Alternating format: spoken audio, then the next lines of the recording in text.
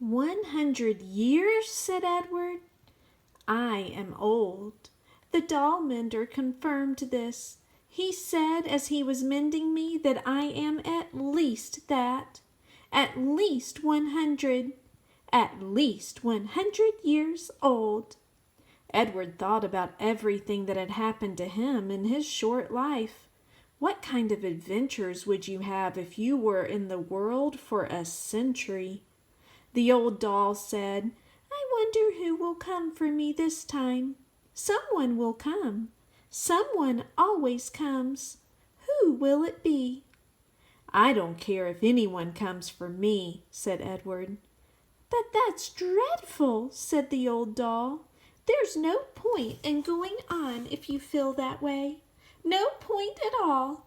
You must be filled with expectancy. You must be awash in hope. You must wonder who will love you, whom you will love next. I am done with being loved, Edward told her. I'm done with loving.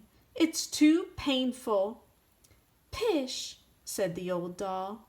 Where is your courage? Somewhere else, I guess, said Edward. You disappoint me, she said. You disappoint me greatly.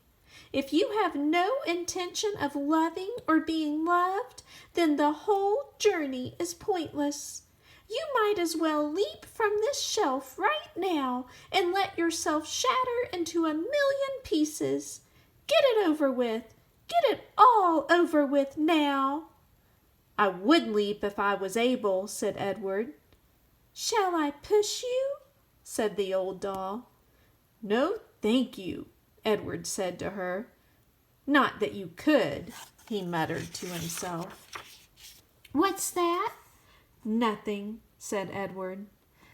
The dark in the doll shop was now complete. The old doll and Edward sat on their shelf and stared straight ahead. You disappoint me, said the old doll.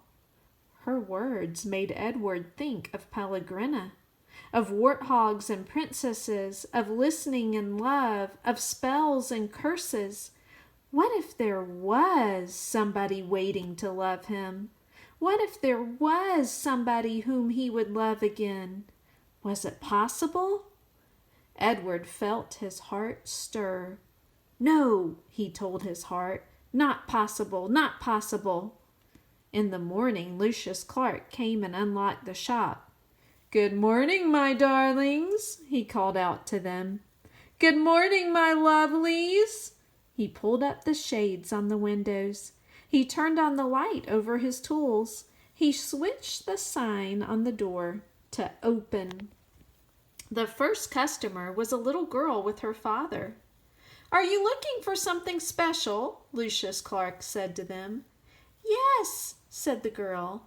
I am looking for a friend. Her father put her on his shoulders and they walked slowly around the shop. The girl studied each doll carefully. She looked Edward right in the eyes. She nodded at him. Have you decided, Natalie? Her father asked. Yes, she said. I want the one in the baby bonnet. Oh, said Lucius Clark. You know that she is very old. She is an antique. She needs me, said Natalie firmly.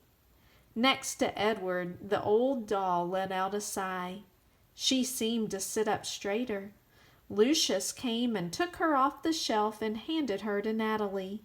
And when they left, when the girl's father opened the door for his daughter and the old doll, a bright shaft of early morning light came flooding in, and Edward heard quite clearly, as if she were sitting next to him, the old doll's voice. Open your heart, she said gently. Someone will come. Someone will come for you, but first you must open your heart. The door closed. Someone will come. Edward's heart stirred. He thought for the first time in a long time, of the house on Egypt Street and of Abilene, winding his watch and then bending toward him and placing it on his left leg, saying, "I will come home to you."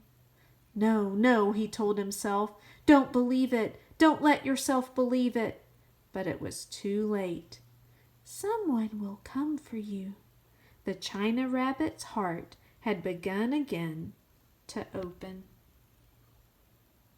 And there he is, and his heart is stirring. Think he'll be able to love again?